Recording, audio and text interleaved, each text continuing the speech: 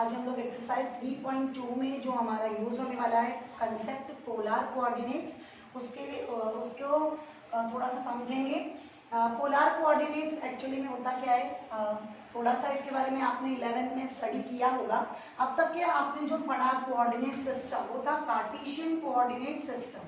Cartesian coordinate system के बारे में अगर हमने नाम इतना ध्यान में नहीं भी रखा होगा तब भी हम 9th और 8th से इसके बारे में स्टडी कर रहे हैं। 8th और 9th में पहली मरतबा बच्चे इसके ग्राफ के पॉइंट्स वगैरह ड्रॉ करना शुरू करते हैं।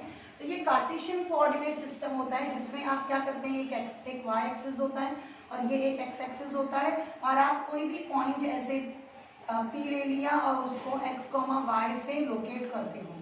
ठीक है, तो ये सेम पर्पस पॉइंट को लोकेट करने का जो पर्पस है which you are doing with Cartesian coordinate system in earlier school days, the same purpose can be used, the same purpose can be fulfilled through polar coordinates. polar coordinate भी वही काम करता है, polar coordinate लेकिन एक अलग system है जो पॉइंट्स को लोकेट करता है।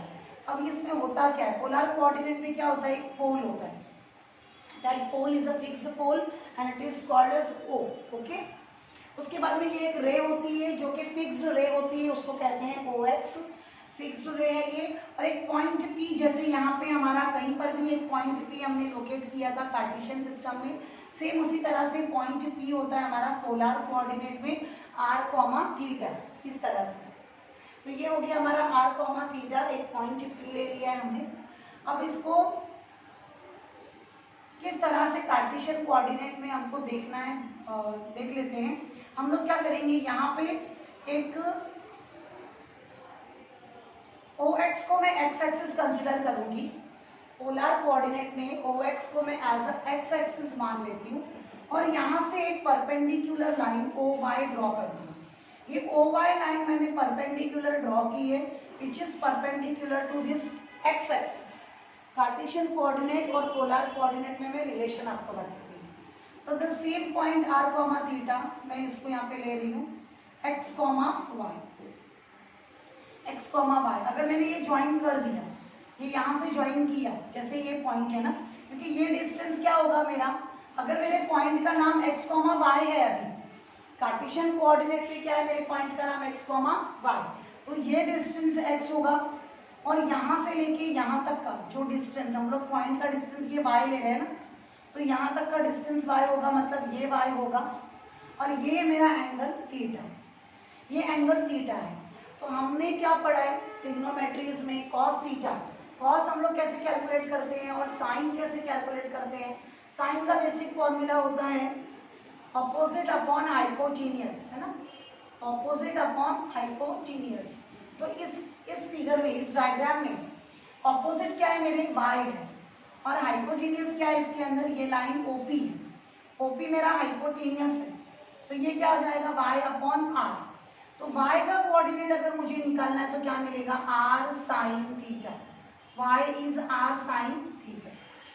सेम वे cos थीटा भी मैं निकाल सकती हूँ यहाँ से, cos theta is adjacent upon hypotenuse, adjacent upon hypotenuse. तो एडजेसेंट क्या है मेरा x है, हाइपोटेन्यूज क्या है मेरे पास में OP, तो ये हो जाएगा x अपॉन r। तो x का आंसर क्या आ जाएगा, r cos theta, x is equal to r cos theta. अब एक बार आपको साइन और कॉस की वैल्यू पता है, यहाँ से ले लिया हूँ साइन थीटा, तो हम लोग टेन थीटा की कैलकुलेट कर सकते हैं। टेन थीटा क्या होता है हमारा, sine theta divide by cos theta. ये हम देखते आ रहे हैं छोटी क्लास में, ट्रिग्नोमेट्री जब पढ़ा था हमने तब से, 9th स्टैंडर्ड से, sine theta divide by cos theta. ये मैंने ऐसा इसलिए लिखा है कि मैं इसको ऐसे ही लिख सकूँ, डिवीजन है ना, x अपॉन r। तो ये मेरा क्या आ जाएगा, y upon r multiply by r by x, r से r cancel, y upon x, ये हो जाएगा tan theta, tan theta is y upon x। Okay, तो ये हो गया टेन थीटा का। इस तरह से पोलर कोऑर्डिनेट हमको, हमारा क्वेश्चंस किस तरह से आएंगे, हमको पोलर कोऑर्डिनेट दिया होगा और हमको निकालना होगा कार्टेशियन कोऑर्डिनेट उसके क्या होंगे, और अगर कुछ क्वेश्चन में कार्टेशियन कोऑर्डिनेट दिया रहेगा तो you have to calculate otherwise that is polar coordinate. तो ऐसा दोनों तरह के क्वेश्चन है इसमें 3.2 की फर्स्ट एक्सरसाइज में आपको पोलर कोऑर्डिनेट दिए हैं, find Cartesian coordinate that means x and y, और सेकंड क्वेश्चन है आपको कार्टेशियन दिया रहेगा and you have to find r comma theta. तो ये क्वेश्चंस अब देख लेते हैं, ये फॉर्मूलेस कैसे बने, किस तरह से आए, वो मैंने आपको थोड़ा सा इधर एक्सप्लेन कर दिया है। Cartesian coordinate of the point whose polar coordinates are this, मतलब आपको पोलर कोऑर्डिनेट दिए हुए हैं और आपको कार्टेशियन में अपना आंसर देना है। सबसे पहले हमको जिसमें आंसर देना है वही लेट कर लेंगे। Let x comma y be the required point whose polar coordinates are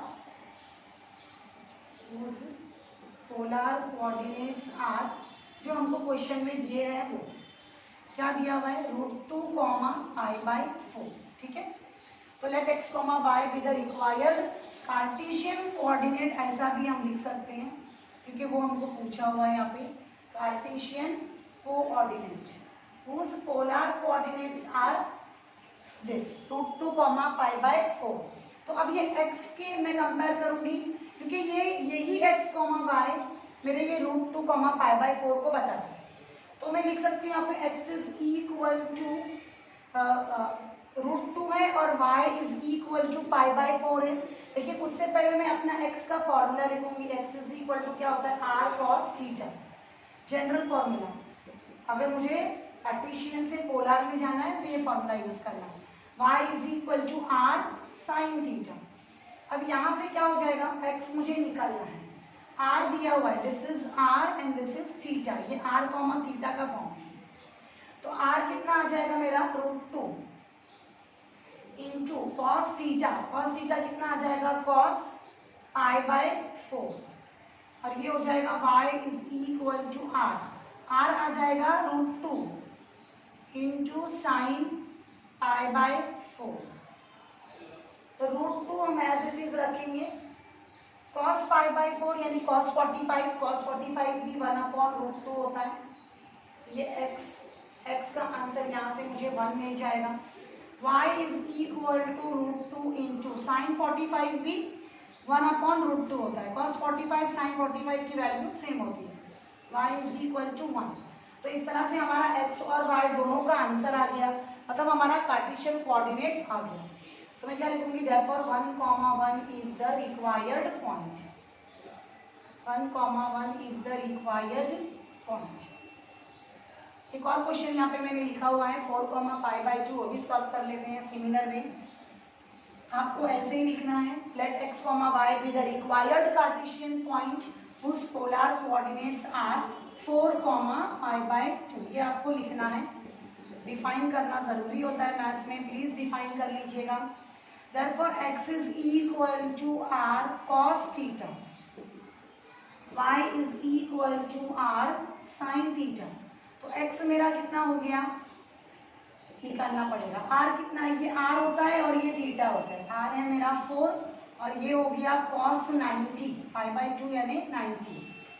यहाँ से भी पहले मैं x को सॉल्व कर लेती हूँ, 4 इंटू cos 90 कितना होता है, 0 होता है, cos 90 0।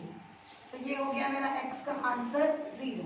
ऐसे ही अभी y निकालूंगी, r इंटू साइन 90, साइन 90 1 होता है, सॉरी r की वैल्यू कितनी है 4, तो 4 इंटू 1, तो ये आंसर आ गया मेरा y का 4। तो रिक्वायर्ड कार्टेशियन कोऑर्डिनेट क्या आ गया, 0,4, 0,4 is the required Cartesian coordinate.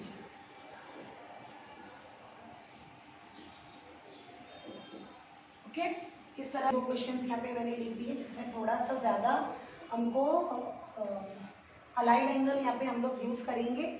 तो मैं लिख लेती हूँ पहले, let x comma y be the required Cartesian coordinates, be the required Cartesian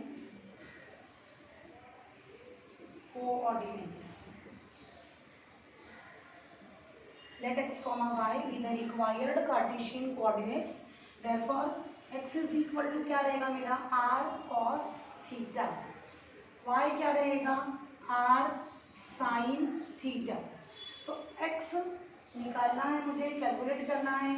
r कितना है 3/4 इंटू कॉस 3π/4.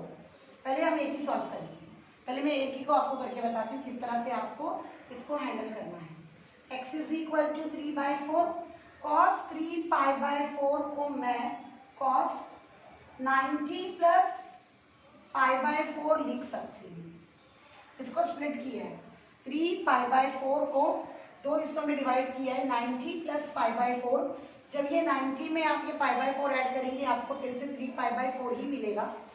अब हमने क्या सीखा था, अगर x एक्सिस का एंगल है, अगर x एक्सिस का एंगल है, x एक्सिस के एंगल कौन से होते हैं, यहाँ पे 2π आता है, फिर से यहाँ पे पाई आता है, यहाँ पे π/2 और यहाँ पे 3π/2.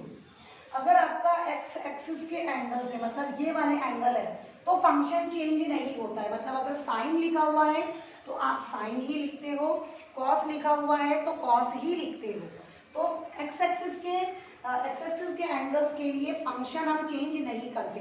लेकिन y एक्सिस के एंगल यानी अगर 90 है और 3π/2 है तो आप फंक्शन चेंज करते हो, यानी कॉस का साइन होगा, साइन का कॉस होगा, इस तरह से. तो अब हम लोग क्या करेंगे, यहाँ पे ये मैं π/2 और 3π/2 इस तरह से ये रहने देती हूँ. यहाँ पे देख लेती हूँ cos 90 है ना, ये 90 किधर आएगा, ये y एक्सिस का एंगल है, ये मेरा y एक्सिस का एंगल है, इसके लिए फंक्शन चेंज होगा. cos का क्या मिलेगा मुझे, साइन, cos का मिलेगा मुझे यहाँ पे साइन. ये 90 y एक्सिस के ऊपर है, y एक्सिस का एंगल है, इसके लिए मैंने cos का साइन लिखा है. और ये π/4 एज इट इज. अब देखो यहाँ पे साइन हमको प्लस माइनस की जो साइन लगानी होती है वो डिसाइड करनी है. π/2 प्लस सम एंगल है ना, π/4 है, मतलब हमारा एंगल यहाँ पे कहीं आएगा, सेकेंड क्वाड्रेंट में आएगा. और सेकेंड क्वाड्रेंट में आपको पता है कि साइन फंक्शन पॉजिटिव होता है. साइन फंक्शन पॉजिटिव होता है मतलब कॉस वहाँ पे क्या होता है, निगेटिव होता है. तो आपको यहाँ पे माइनस की साइन भी लगानी है. इसका ये चेक करने का, ये नहीं चेक करने का, आने वाला फंक्शन नहीं, जो प्रीवियसली दिया हुआ था. प्रीवियसली हमारा फंक्शन था कॉस, और कॉस यहाँ पे निगेटिव होता है, यहाँ पे सिर्फ साइन वाला पॉजिटिव होता है. तो कॉस यहाँ पे नेगेटिव होने की वजह से मैंने ये माइनस साइन यहाँ पे लिखा है, और बाकी ये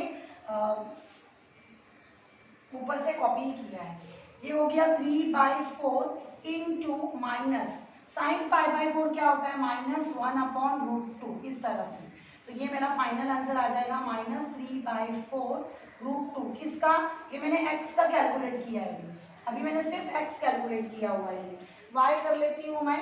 y के लिए भी आपको देखो ये मुझे फिर से जरूरत पड़ेगी इसकी, तो रहने देती हूँ, यहाँ लिखती हूँ y इक्वल टू क्या है मेरा r sine theta. r sine theta ये मेरा फॉर्मूला है, और y ऐसे ही रखा है. r कितना है इसमें 3/4 साइन थीटा. थीटा कितना है हमारा, अगेन थीटा है मेरा π/4, थीटा है 3π/4, 3π/4 मेरा थीटा है, और ये आ जाएगा 3/4 साइन. इसको भी मैं सेम वे स्प्लिट करूंगी, 90 π/2 प्लस π/4 ऐड करूंगी तो 3π/4 ही आएगा.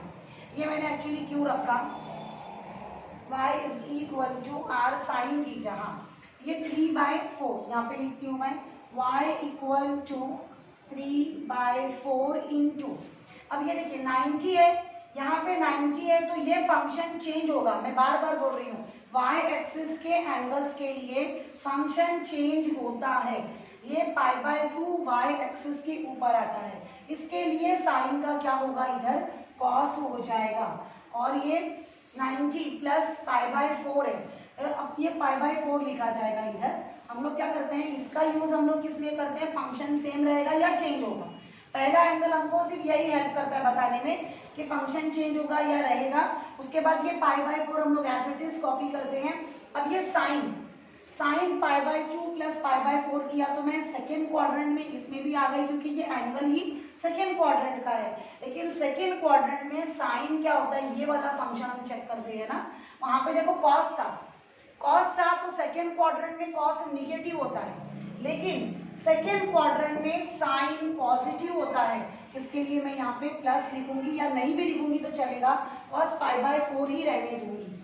ओके, तो ये हो गया y इज इक्वल टू 3π/4 और cos 45 का आंसर भी 1/√2 होता है। तो मेरा आंसर फाइनली क्या आ जाएगा, 3 1 3 और ये 4√2। तो ये y का आंसर है 3/4√2 और ये x का आंसर था -3/4√2। तो ये कार्टेशियन कोऑर्डिनेट में मेरा पॉइंट कैसे दिखेगा, इस तरह से -3/4√2, 3/4√2, इस तरह से ये पॉइंट दिखेगा मेरा कार्टेशियन कोऑर्डिनेट सिस्टम में। तो नेक्स्ट क्वेश्चन में ये रख करके करवाती हूँ। आई होप ये समझा होगा। नेक्स्ट क्वेश्चन में, क्वेश्चन नंबर 4 में भी हमको इस तरह से बहुत बार y एक्सिस का एंगल और x एक्सिस का एंगल यूज करना है। प्लीज इसको समझने की पूरी तरह कोशिश करें। एक्सरसाइज 3.2 का लास्ट क्वेश्चन नंबर 1 में 4 है ये, इसमें भी काफी x और y एक्सिस में आपको एंगल्स चेंज करना होगा, तो प्लीज ध्यान से समझिए। पहले मैं कैसे स्टार्ट करूंगी अपना answer, let x, y be the required point in Cartesian coordinate, है ना, कार्टेशियन कोऑर्डिनेट जो मुझे चाहिए, कार्टेशियन कोऑर्डिनेट में वो पॉइंट x, y होगा। अभी ये पोलर कोऑर्डिनेट में है, ये r, थीटा है in cartesian system, coordinate system.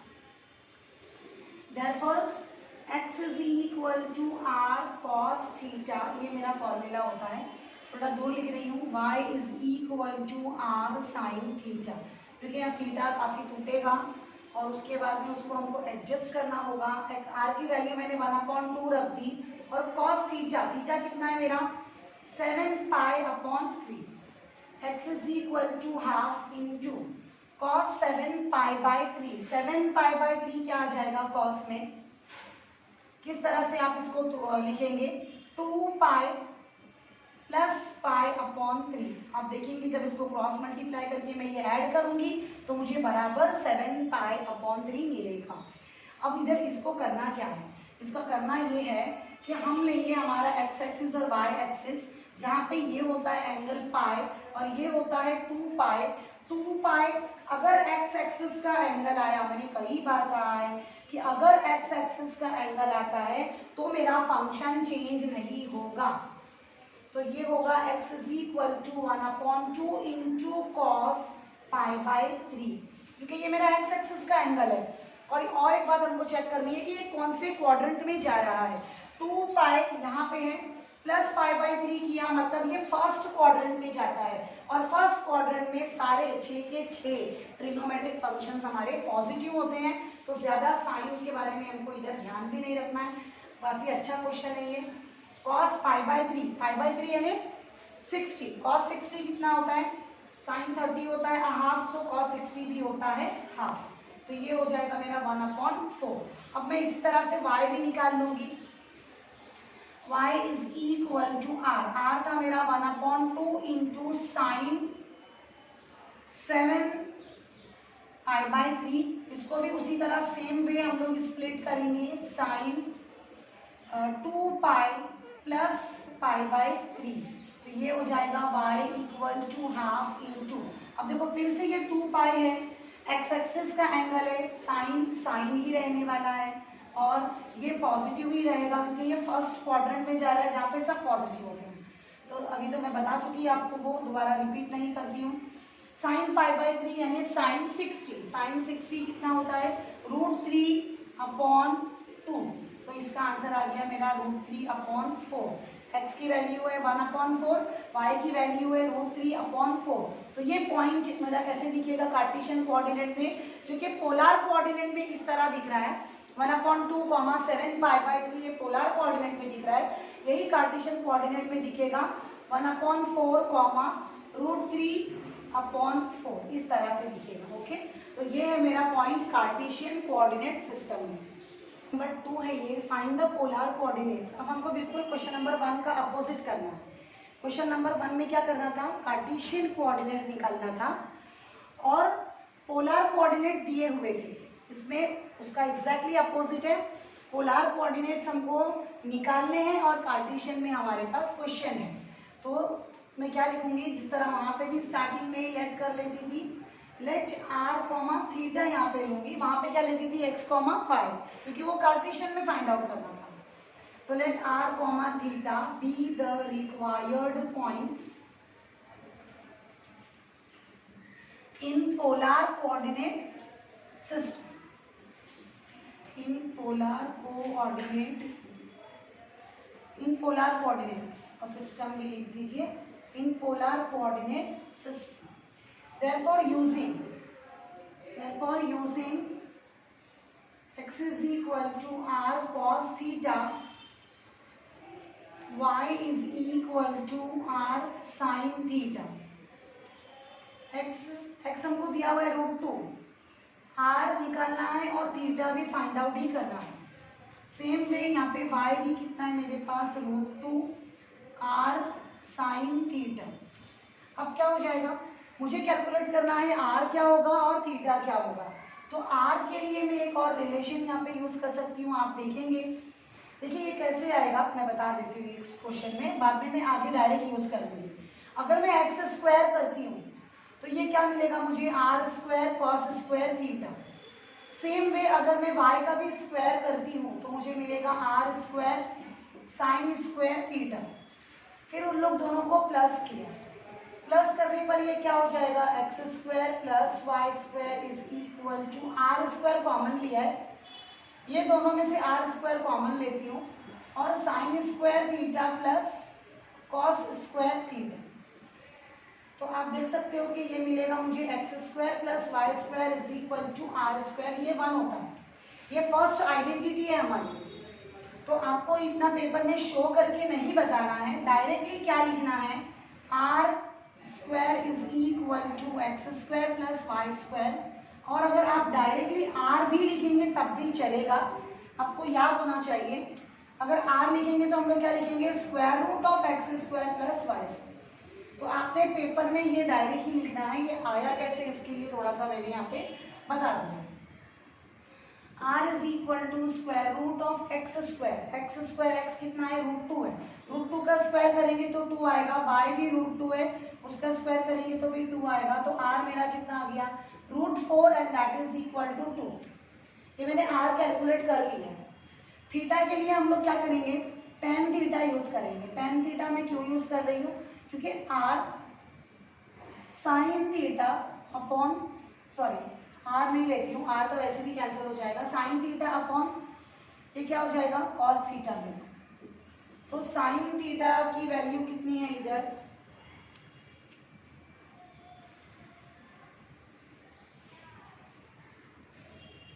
tan theta is equal to क्या था, उसमें हमने जो पढ़ा था उसमें क्या था, y अपॉन एक्स था ना, r साइन थीटा और ये r कॉस थीटा, इस तरह से था। tan theta is r sine theta upon r cos theta. तो r साइन थीटा क्या है मेरा, y है, और r कॉस थीटा क्या है मेरा, ये x है, क्या लिखा हुआ है देखो आप। तो y का वैल्यू क्या है इधर, √2 और x की वैल्यू भी क्या है, √2। तो tan थीटा मेरा कितना आ गया, 1 आ गया। tan theta is equal to 1। अब 1 को मैं हटाऊंगी, tan के कौन से एंगल का आंसर 1 होता है, tan π/4 का आंसर 1 होता है। tan π/4 का आंसर 1 होता है, तो मैंने 1 के प्लेस पे tan 45 लिख दिया। अब ये किस फॉर्मूले पे है, ये फॉर्मूले पे tan theta is equal to tan alpha. tan theta is equal to tan alpha का क्या फॉर्मूला था, इससे पहले हमने किया था, इससे पहले वाली एक्सरसाइज में। This implies theta equals to n pi plus alpha where n belongs to z। तो ये वाला फॉर्मूला मैं यहाँ पे यूज करूंगी, तो मुझे क्या मिलेगा, थीटा, थोड़ा रब करना ही पड़ेगा, इसको यहाँ से रब कर देती हूँ क्योंकि ये इतना छोटा नहीं होने वाला है, थोड़ा सा आपको बताना भी पड़ेगा मुझे डिटेल में कि मैं क्या ले रही हूँ और क्या यहाँ से हम नहीं लेंगे, तो उसके लिए मैं ये पार्ट कट कर देती हूँ।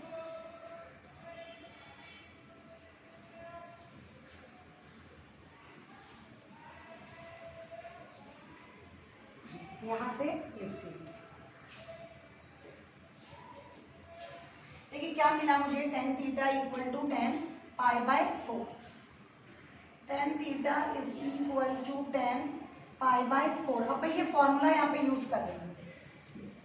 tan theta is equal to tan alpha implies theta equals to n pi plus alpha where n belong to z। ये फॉर्मूला यूज कर रही हूँ। तो इसमें क्या आएगा मेरा, theta is equal to n pi plus pi by 4 where n belong to z। इस तरह से इसमें भी आ जाएगा। अब यहाँ पे क्या होगा, हमारा जो थीटा है पोलर कोऑर्डिनेट में थीटा की रेंज होती है 0 से लेके 2 पाई के अंदर। For polar coordinates theta is, for polar coordinates आप लिख भी सकते हो ऐसा, for polar coordinates theta is in between 0 to 2 पाई। तो अब यहाँ पे क्या होगा, मैं n की जगह 1 लूंगी, तो थीटा इज इक्वल टू मुझे क्या मिलेगा, अगर मैंने 1 लिया, पहले तो मैं 0 लेती हूँ, 0 लेती हूँ तो क्या मिलेगा, ये पाई बाय 4 मिलेगा। उसके बाद में मैं क्या लूंगी, थीटा इज इक्वल टू 1 ले लूंगी, 1 लेने पे ये मिलेगा पाई प्लस पाई बाय 4। यहाँ पे मैंने n क्या लिया है 0, तो पाई बाय 4 आ गया। यहाँ पे थीटा में n 1 लिया है, 1 लिया है तो पाई प्लस पाई बाय 4। अब आप देखिए हमारा थीटा कितना रहता है, 0 to 2 पाई ही रहता है एक बार। अब मैंने क्या किया, इसमें ऑलरेडी पाई में पाई बाय 4 डाल दिया, तो ये कितना आ जाएगा 5 पाई बाय 4। यानी ये 2 पाई की रेंज से आगे जा रहा है, ये 2 पाई के बीच में नहीं है, उससे ज्यादा हो रहा है। हाँ, तो पाई प्लस पाई बाय 4। तो हम लोग क्या करेंगे, ये नेक्स्ट वाला जो थीटा है वो डिस्कार्ड करेंगे, वो नहीं लेंगे, ठीक है। तो हमको सिर्फ थीटा कितना मिलेगा, pi by 4। This theta value is not possible. तो theta equal to 5 pi by 4 is not possible because of range of theta. Therefore आपका आर का कोऑर्डिनेट्स क्या आ जाएगा, आर का आंसर मेरा यहाँ पे आ चुका था, आर का आंसर था, आर का आंसर क्या था, r is equal to 4 root 2 plus 2 1 था, नहीं 4 था, रूट 2 का स्क्वायर लिया था और रूट 2 का स्क्वायर ना, तो 2 प्लस 2 4, रूट 4 2 था, तो आर की वैल्यू 2 थी और थीटा मेरा कितना आ गया है अभी, पाई बाय 4। मतलब मेरा पोलर कोऑर्डिनेट में ये same point root 2 comma root 2 इस तरह से दिखेगा। और एक रीजन मैं क्यों इस वैल्यू को नहीं ले रही हूँ 5 पाई बाय 4 को, पहले तो हमारे थीटा की रेंज 0 to 2 पाई है ही, लेकिन आप देख सकते हो कि जो मेरा पॉइंट है कार्टेशियन कोऑर्डिनेट में जो पॉइंट दिया हुआ है वो फर्स्ट क्वाड्रेंट में है, क्योंकि वो दोनों भी प्लस प्लस है ना, x भी उसका प्लस है, y भी उसका प्लस है, मतलब वो फर्स्ट क्वाड्रेंट का पॉइंट है। फर्स्ट क्वाड्रेंट का पॉइंट है मतलब वो यहीं पर कहीं पर हमको रिप्रेजेंट करना होगा। तो पाई प्लस ये होता है पाई, अब आप अगर पाई में और पाई बाय 4 ऐड कर देंगे तो वो कहाँ जाएगा, थर्ड क्वाड्रेंट में चला जाएगा। तो थर्ड क्वाड्रेंट में मुझे नहीं जाना, मेरा क्वाड्रेंट क्या होना चाहिए, फर्स्ट क्वाड्रेंट ही होना चाहिए। तो because my Cartesian coordinate is given in the first quadrant, मैंने यहाँ पे 5 पाई बाय 4 वैल्यू को डिस्कार्ड किया है, नहीं लिया है। I have chosen only this pi by 4, pi by 4 यानी क्या 45, तो मेरा 45 का एंगल फर्स्ट क्वाड्रेंट में आएगा। ओके, सो क्यों मैंने 5 पाई बाय 4 नॉट पॉसिबल बोला है, as the point given root 2 comma root 2 lies, theta lies in first quadrant. Okay, यहाँ पे आप रीजन भी लिख सकते हो, since theta lies in first quadrant. Question, find the polar coordinate when Cartesian coordinates are given. So same way we will start here. Let r comma theta, let r comma theta be the required, let r comma theta be the required polar coordinates.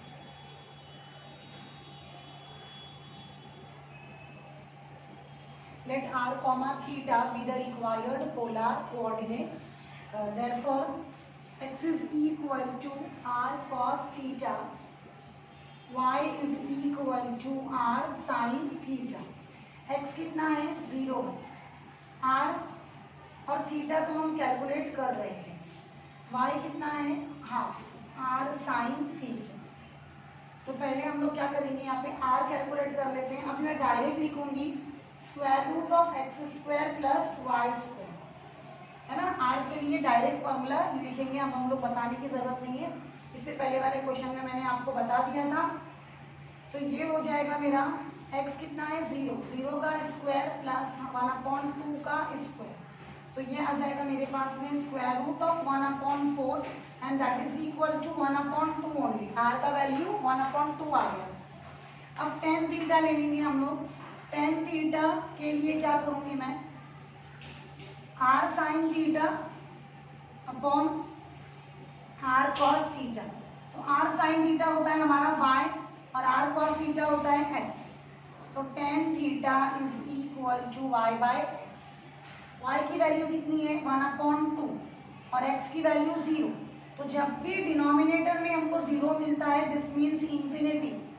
और tan का कौन सा angle का answer infinity तक जाता है, तो वो आंसर होता है π/2.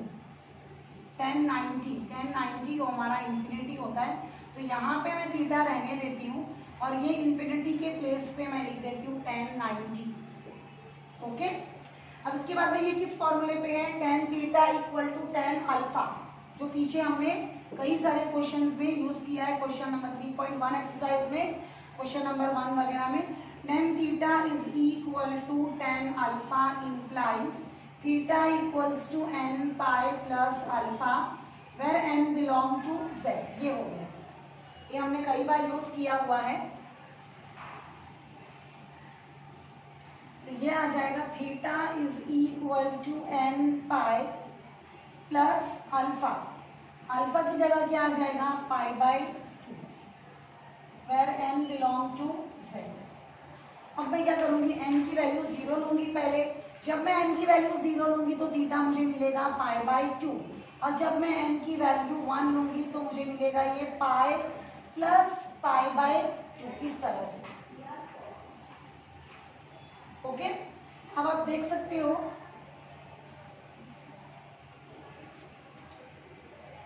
ये दो वैल्यूज में से ये कितना आ जाएगा 3π/2. ओके. अब यहाँ पे हमारा जो कार्टेशियन कोऑर्डिनेट में जो पॉइंट है 0,1/2, 0,1/2 कहाँ बनेगा, x का 0 y का हाफ, x पे 0 y का हाफ मतलब इधर positive side of y axis है. ये जो मेरा पॉइंट है वो positive side of y axis है. और जो ये पाई थीटा जो इधर जा रहा है, ये वाला थीटा वो किस तरफ मूव कर रहा है, पाई इधर है और पाई में मैं क्या कर रही हूँ π/2 और ऐड कर रही हूँ. अगर मैं पाई में और π/2 ऐड कर रही हूँ, मेरा पॉइंट मतलब इधर जा रहा है, थर्ड क्वाड्रेंट में जा रहा है. तो this n equal to 1 is not possible. तो मैं क्या लिखूंगी, this is not possible as, this theta is not possible as y as a point 0,1/2 lies on the positive side of y axis, on the positive side of y axis. Therefore we can't take this value theta equal to 3π/2, so we will take only one value, that is π/2. So our polar coordinate point will look like this. r का value कितना है, r है half और theta आ गया है उसमें π/2. Okay. मैंने question number 1 के आपको पूरे क्वेश्चंस किए हैं, क्वेश्चन नंबर 2 के भी 2 क्वेश्चंस करके समझाए हैं.